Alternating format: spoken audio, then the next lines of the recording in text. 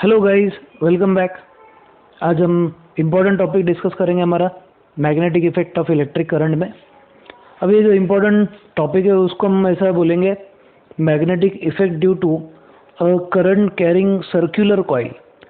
हमको क्या करना है, सर्कुलर कॉइल एक लेना है और सर्कुलर कॉइल में हमको करंट पास करना है और उससे कुछ मैग्नेटिज्म पे इफेक्ट गिरता है क्या, उसका फील्ड जो जनरेट होता है उसका पैटर्न कैसा होगा, ये हमारे को समझना है।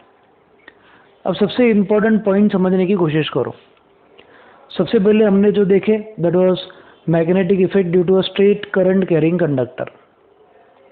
आपका जो स्ट्रेट करंट कैरिंग कंडक्टर है, इससे जो मैग्नेटिक फील्ड प्रोड्यूस होती और उतने ही लेंथ का अगर आपने कॉइल बना दिए और इसकी मैग्नेटिक फील्ड कितनी प्रोड्यूस होती है अगर वो आपने काउंट किए तो आपको उसमें फ़र्क दिखेगा। The magnetism that are produced by a circular coil will be more as compare to a straight conductor. जो मैं बोल रहा हूँ एक बार फिर से ध्यान से सुनना है।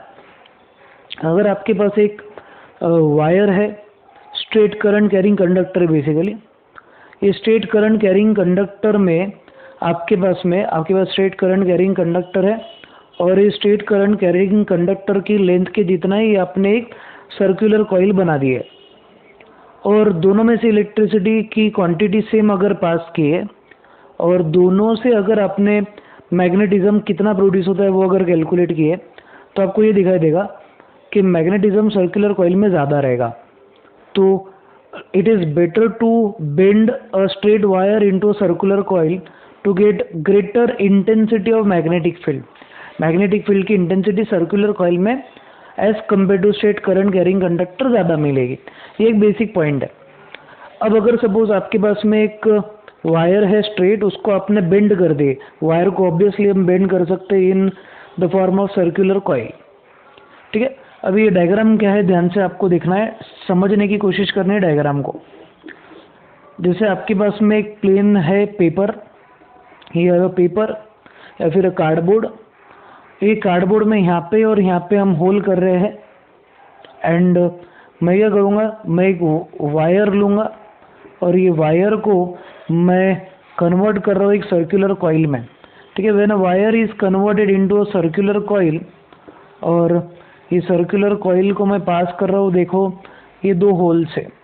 I am considering a wire, एक स्ट्रेट कंडक्टर था, मैंने उसको किस में कन्वर्ट कर दिया, I have converted into a circular loop.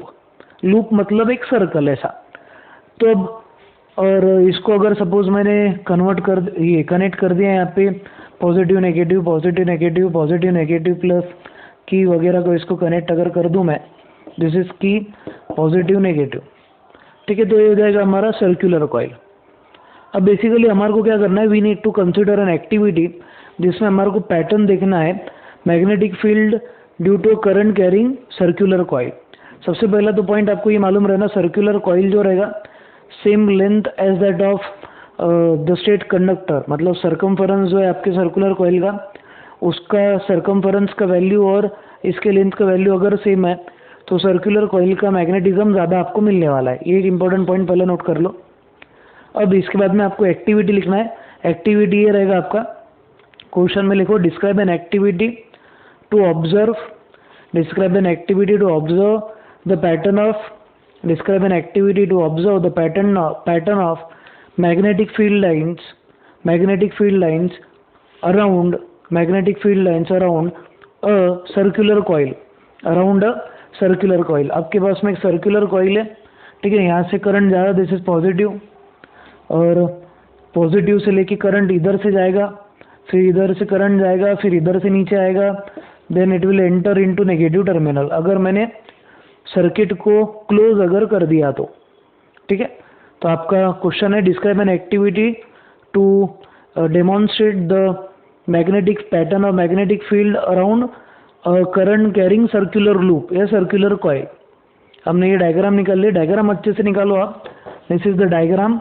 ये डायग्राम अभी इनकम्प्लीट है, मैं इसके पैटर्न भी बताऊंगा, पहले डिस्क्राइब कर देता हूँ।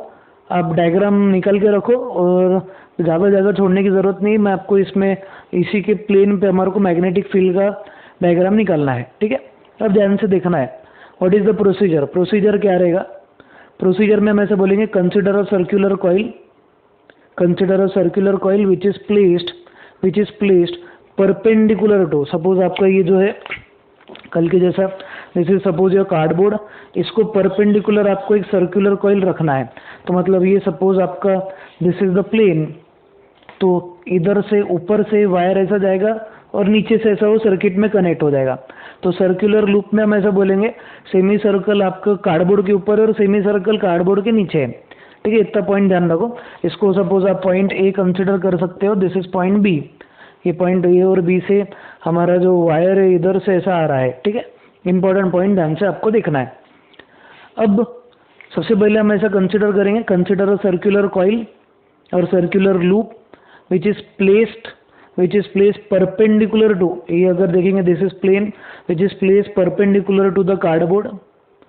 ठीक है, फिर उसके बाद में this coil is connected to the circuit in which point A is connected to positive terminal and point B is connected to negative terminal. For our convenience हम उसको ऐसा कंसिडर कर रहे हैं। फिर बाद में हम बोलेंगे क्लोज द की एंड ऑब्जर्व द चेंज। आपको की क्लोज करना है, क्लोज द की, और उसके बाद में और एक पॉइंट आएगा, sorry, sprinkle some iron filings on the cardboard, close the key, gently tap the cardboard and observe the change. आपको पहले इसमें आयन फाइलिंग्स डालना पड़ेंगे, फिर आयन फाइलिंग्स डालने के बाद में आपको जेंटली टैप करना पड़ेगा और ऑब्जर्व द चेंज। अब आपको लिखना पड़ेगा ऑब्जर्वेशन। आपका ऑब्जर्वेशन क्या होगा, ध्यान से देखो। ऑब्जर्वेशन कुछ ऐसा रहेगा आपका, अब ये जो आपका सर्कुलर कॉइल है, तो ये कॉइल में देखो आप ध्यान से, ये जो पार्ट है, if you consider this part, ये साइड या ये लिम्ब या ये पोर्शन अगर आपने कंसिडर करा दिस वन, तो इसमें हमारे को क्लियर कट दिख रहा है कि current is entering from bottom and is travelling towards top. तो इसका करंट का डायरेक्शन हो गया from bottom to top. Current का डायरेक्शन कहाँ से कहा हो गया, बॉटम टू टॉप। जब भी हमारा करंट, अगर सपोज ये सिर्फ इतना पार्ट अगर आपने कंसिडर करे, if you consider only this much part, then it will be considered कि ये जो आर्म है आपका, ये जो पार्ट है आपके सर्कुलर कॉइल का, can be considered equal to that of a straight coil. ठीक है, कॉइल को हम स्ट्रेट कंसिडर कर सकते हैं इतने पार्ट के लिए। अब आपका करंट जा रहा है from bottom to top, current आपका बॉटम से टॉप में जा रहा है, तो ऑब्वियसली ये जो आर्म है आपका, इसके अराउंड जो मैग्नेटिक फील्ड का पैटर्न जनरेट होगा, that will be in the form of concentric circle. तो आपके आयन फाइलिंग्स आपको कॉन्सेंट्रिक सर्कल के फॉर्म में अरेंज होते दिख जाएंगे। ठीक है, द मैग्नेटिक फील्ड लाइंस, या फिर हम पहले ऐसा बोलेंगे iron filings will get arranged about the point A in the form of concentric circle, और iron filings about point B also will get arrange in the form of concentric circle. और जैसे जैसे डिस्टेंस बढ़ेगा वैसे वैसे radius बढ़ते जाएगा, और एक पॉइंट ऐसा आएगा कि आपके जो लाइन है magnetic field line, they will coincide with each other. ठीक है, इंपॉर्टेंट पॉइंट ध्यान रखो।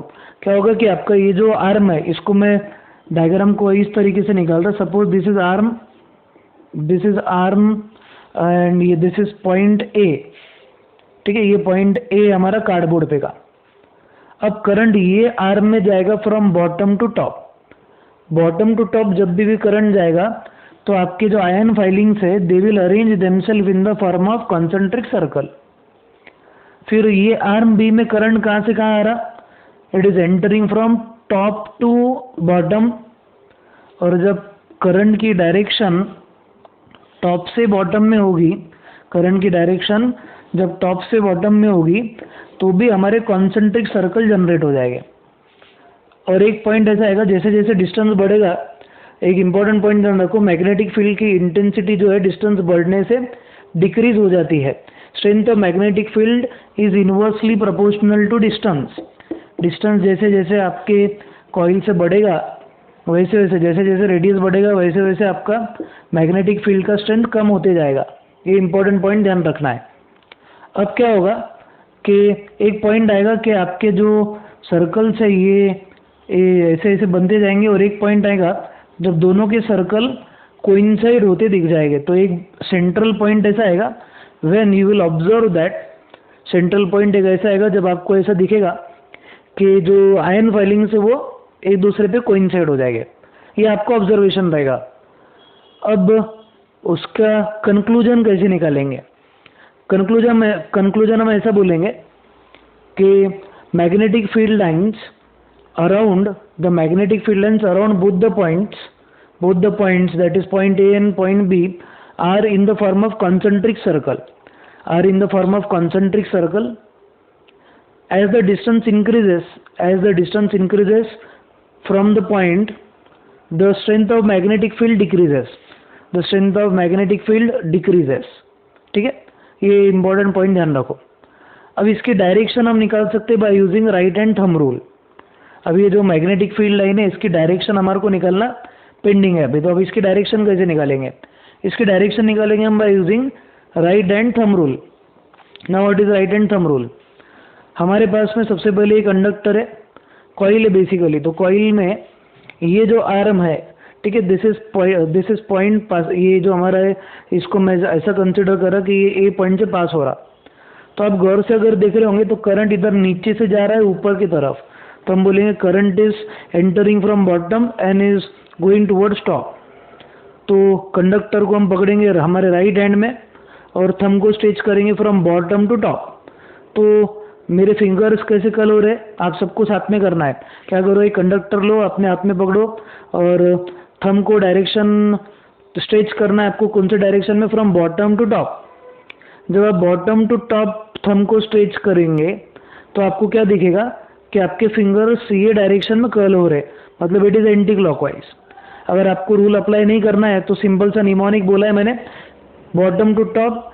इसके लिए याद रखने के लिए बेन टेन आला, तो bottom to top is anti clockwise. तो आपका जो मैग्नेटिक फील्ड है that will be arranged in anti clockwise direction. तो आपकी जो डायरेक्शन है वो एंटी क्लॉकवाइज आपको बताना पड़ेगा। तो how do we show anti clockwise direction? Anti clockwise इस तरीके से रहेगा, ठीक है, उल्टी चक्री घूमेगी यहाँ पे एंटी क्लॉकवाइज। अब ये जो पार्ट है आपका B, this is part B suppose. तो ये कंडक्टर ऐसा रहेगा यार, ठीक है, ये ऐसा अगर कंसिडर करें आप। अब इसमें करंट कहाँ से कहाँ जा रहा?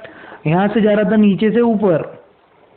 तो ये वाला जो पार्ट है ये साइड का, उसमें करंट कहाँ से जाएगा? From top to bottom. तो जब भी आपका करंट फ्लो होता है फ्रॉम टॉप टू बॉटम, जब भी आपका करंट फ्लो होता है फ्रॉम टॉप टू बॉटम, जब भी कोई चीज़ फ्लो होती है करंट में तो हमारा डायरेक्शन क्लॉकवाइज हो जाता है। क्या हो जाता है? क्लॉकवाइज। हमने इसको याद रखने के लिए बोले थे Tara Bhagat Chand, TBC, Tara Bhagat Chand, that is top to bottom is clockwise. तो करंट कहाँ से कहाँ फ्लो हो रहा? From top to bottom. तो ये हो जाएगा top to bottom is clockwise, top to bottom clockwise हो जाएगा। तो आपके जो मैग्नेटिक फील्ड लाइंस है, इफ यू कंसिडर दिस, तो हमारा करंट का डायरेक्शन अप्लाई कर रहा मैं, देखो रूल ये है from top to bottom. Thumb मैंने नीचे की तरफ स्ट्रेच कर दिया है और मेरे फिंगर्स ऐसे कर्ल हो रहे हैं। तो इसका मतलब क्या हो गया कि हमारे मैग्नेटिक फील्ड जो है उनका डायरेक्शन रहेगा क्लॉकवाइज में। तो this is clockwise and this is anti clockwise direction. इतना पॉइंट आपको याद रखना है। तो दोनों में से किसकी स्ट्रेंथ ज़्यादा है, सर्कुलर कॉइल की या स्ट्रेट कंडक्टर की? तो हम बोलेंगे सर्कुलर कॉइल। सर्कुलर कॉइल में जो आपका कार्डबोर्ड है उसके ऊपर आपको मैग्नेटिक फील्ड लाइंस कैसे दिखेंगे? Magnetic field lines will be observed in, जैसे डीजे बजाते ना, डीजे वाले बबू मेरा गाना बजाते हो ऐसा। तो हम एक इम्पोर्टेंट पॉइंट क्या बोलेंगे, आपका ये जो पार्ट है ये आर्म, जहाँ पे करंट कहाँ से जा रहा? नीचे से ऊपर, उसमें आपको एंटी क्लॉकवाइज फील्ड लाइन दिखेंगी और जहाँ पे टॉप टू बॉटम जा रहा है उसमें आपको क्लॉकवाइज दिखेंगी। तो magnetic field lines will be in the form of concentric circle and the direction of field lines will be opposite। इसका डायरेक्शन और इसका डायरेक्शन सेम नहीं रहेगा, अपोजिट रहेगा। अगर एक आपका आर्म क्लॉकवाइज में घूम रहा है तो दूसरा आर्म एंटी क्लॉकवाइज में जाएगा, मतलब field because of one arm will be in clockwise and field because of another arm will be in anti clockwise. और जैसे जैसे डिस्टेंस बढ़ते जाएगा, जैसे जैसे डिस्टेंस बढ़ते जाएगा वैसे वैसे स्ट्रेंथ जो है आपके फील्ड की वो कम होते जाएगी। तो स्ट्रेंथ और रेडियस या डिस्टेंस का कोई रिलेशन है क्या? यस, हमेशा याद रखो, आपका जो मैग्नेटिक फील्ड स्ट्रेंथ है, इसको इंटेंसिटी भी बोल सकते हैं आप, it is inversely proportional to distance.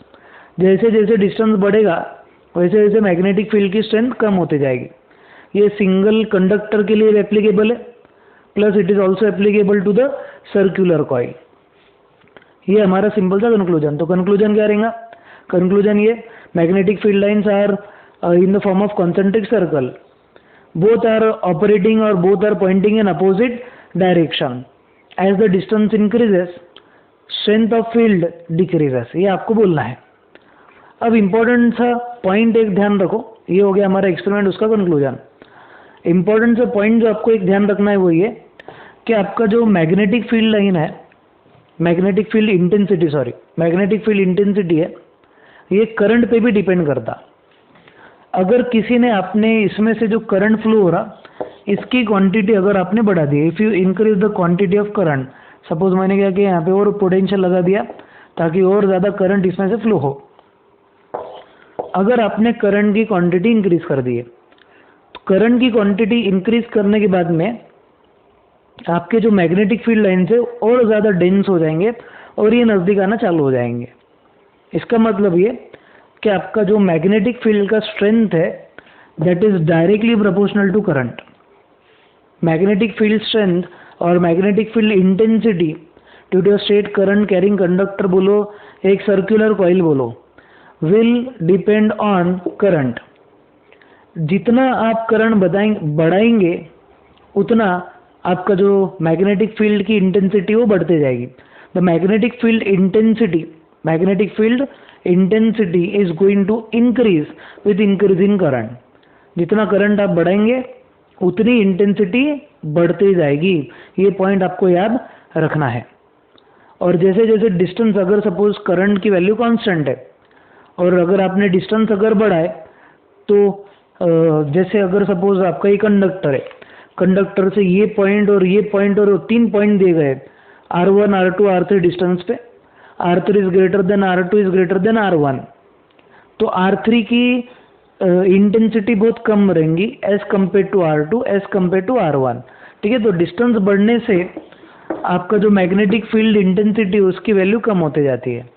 तो relation between distance and magnetic field intensity will be inverse. इसका इसका जो प्रोपोर्शन रहेगा वो इनवर्स रहेगा। एनटीएससी में इसका ग्राफ भी पूछा गया है। तो if you consider magnetic field strength, ये बहुत इंपॉर्टेंट है, एनटीएससी में पूछा गया क्वेश्चन है ये। ठीक है, ये आपकी magnetic field intensity, this is radius. तो जैसे जैसे डिस्टेंस बढ़ेगा ना वैसे वैसे as the distance goes on increasing the magnetic field intensity will decrease. ये जो ग्राफ है इसको हम बोलते हैं exponential graph. It is called exponential graph, exponential decreasing graph बोलेंगे इसको हम, एक्सपोनेंशियल डिक्रीजिंग ग्राफ। और ये जो एक्सपोनेंशियल डिक्रीजिंग ग्राफ है, ये जो कर्व है, कर्व इसको हम पैराबोला बोलते हैं। It is called parabola. तो पैराबोलिक नेचर है इसका।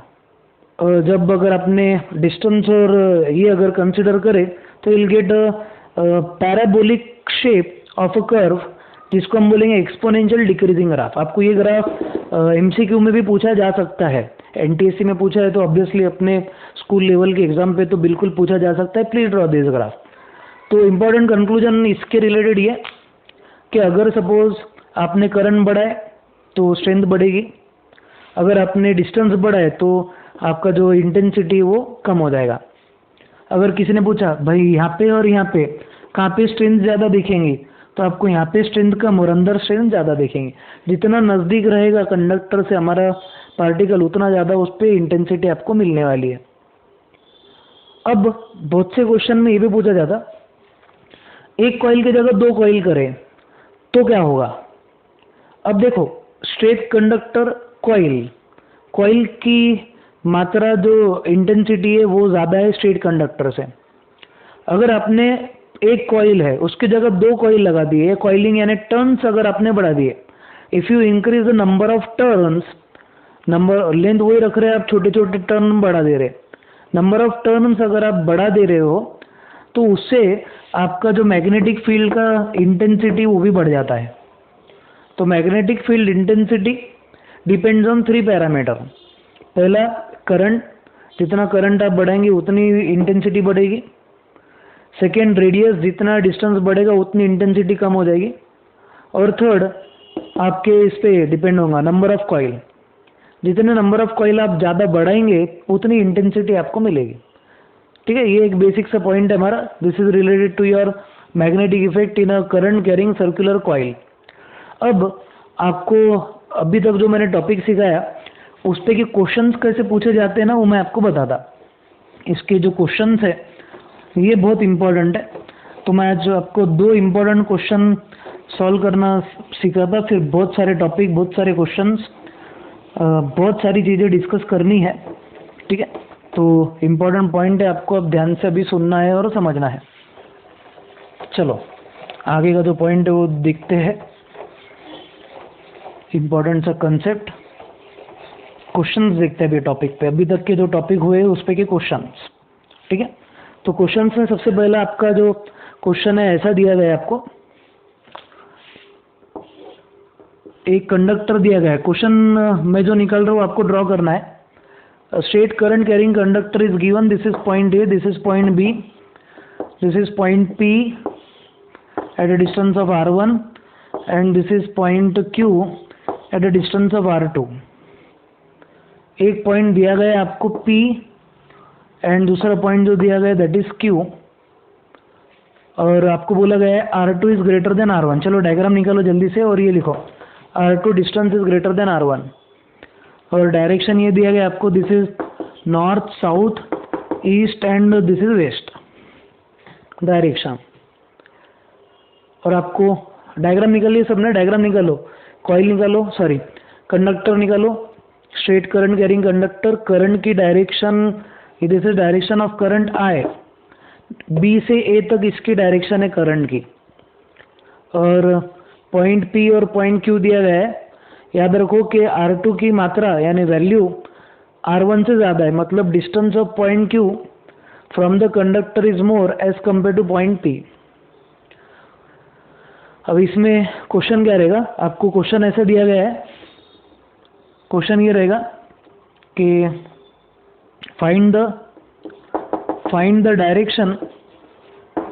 Direction of magnetic field, find the direction of magnetic field at point P and Q. Also specify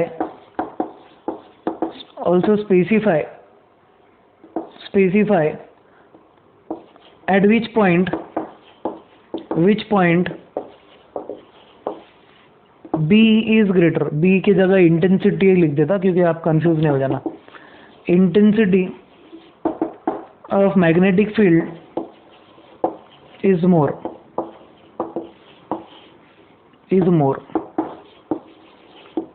क्या बोला जा रहा है आपको इसमें कि find the direction of magnetic field at point P and Q, also specify eight which point intensity of magnetic field is मोर, ये आपको पूछा जा रहा।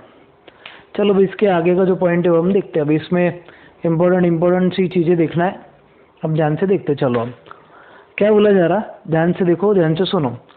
ये कंडक्टर है, ये कंडक्टर में करंट फ्लो हो रहा है फ्रॉम बॉटम टू टॉप, और आपको पूछा जा रहा है कि पॉइंट P और पॉइंट Q पे मैग्नेटिक फील्ड का डायरेक्शन क्या है। अब सबसे पहले ये हो गया आपका एक स्ट्रेट करंट कैरिंग कंडक्टर। अब स्ट्रेट करंट कैरिंग कंडक्टर का एप्लीकेशन ऐसा कि हम मैग्नेटिक फील्ड का डायरेक्शन बिल्कुल निकाल सकते हैं। कैसे निकालेंगे, करंट जा रहा फ्रॉम बॉटम टू टॉप, तो राइट हैंड इमेजिन करो, आपका राइट हैंड में कंडक्टर ऐसा इमेजिन करो, और ये आपका थंब रहेगा and it should point from bottom to top. ठीक है, ये ऐसा। चलो मैं आपके डायरेक्शन में ऐसा खड़े रहता, बॉटम टू टॉप क्या हो रहा है, हमारा करंट जा रहा है। तो आपके फिंगर्स कैसे कर्ल हो रहे वो देखो, फिंगर्स ऐसे कर्ल होंगे, that means it is in which direction, anti clockwise direction. अब इमेजिन करो कि चक्की ऐसी घूम रही, this is point P and this is point Q। तो पॉइंट P से जो मैग्नेटिक फील्ड जाएगी, ठीक है, तो वो कौन से तरफ जाएगी? It is going to move from east to west. Magnetic field line जो पॉइंट P से पास होंगी, एंटी क्लॉकवाइज में हमारा क्या होगा? देखो, बॉटम टू टॉप, बेन टेन आला, एंटी क्लॉकवाइज में हमारी फील्ड लाइन अरेंज होने वाली है। फील्ड लाइन जब एंटी क्लॉकवाइज में जाएगी तो आपका जो मैग्नेटिक फील्ड लाइन है, देखो पॉइंट P से जब जाएगा तो वो जाएगा इस तरीके से, ऐसा, मतलब it is going to travel from east to west. ये डायरेक्शन ईस्ट है, ईस्ट से वेस्ट। और सपोज ये आपका पेपर है, तो पेपर का ये जो प्लेन है, तो प्लेन से अंदर के डायरेक्शन में जा रहा है या बाहर के डायरेक्शन में जा रहा है? तो हम ऐसा पॉइंट बोलेंगे कि द डायरेक्शन ऑफ, ध्यान से देखो जो मैं बोल रहा है, आंसर ध्यान से सुनो। Direction of magnetic field at point P is from east to west, E to W मतलब east to west, and is pointing inwards or into the plane of paper, मतलब अगर सपोज ये पेपर है तो आपका जो मैग्नेटिक फील्ड ये point पे ये अंदर के डायरेक्शन में जा रहा है, तो हम क्या बोलेंगे? It is going to point inside the plane of paper. अब आपको अगर पूछा जाए कि मैग्नेटिक फील्ड जो है एट पॉइंट Q पॉइंट पे कैसा रहेगा? अब देखो हमारी फील्ड कैसी जा रही, इस तरीके से, चक्की कैसी घूम रही, एंटी क्लॉकवाइज। पॉइंट Q यहाँ पे आया तो फील्ड का डायरेक्शन कहाँ से जाएगा? From west to east. अब देखो इस तरीके से चक्की घूम रही है, पॉइंट P इधर है, तो ऑब्वियसली कहाँ से आ रहा? ऐसी चक्की आपके आने वाली है, ठीक है। तो मतलब पॉइंट P आया तो फ्रॉम ईस्ट टू वेस्ट, और पॉइंट Q का क्या रहेगा? From west to east. तो पॉइंट Q की बोलेंगे हम, Q will be from west to east. और इसका और अगर डायरेक्शन पूछा जाए तो it is going to be outside the plane of paper, तो आपका जो प्लेन ऑफ पेपर है उससे बाहर के डायरेक्शन में, प्लेन ऑफ पेपर के बाहर के डायरेक्शन में क्या मिलेगा आपको? Obviously you are going to get direction of magnetic field. अब इसका इंपॉर्टेंट पॉइंट, अब और की क्या पूछा जा रहा है आपको कि कौन से जगह पे स्ट्रेंथ ज़्यादा है? Intensity of magnetic field is more at which point? तो पॉइंट P और पॉइंट Q दोनों में से कौन सा पॉइंट नज़दीक है? Point P is closer as compare to point Q। Point P point Q के कंपैरिजन में हमारे कंडक्टर से नज़दीक है।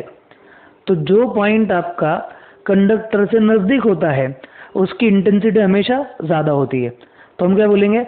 एट पॉइंट, लिखो आप, at point P intensity is more as compare to point Q। Y?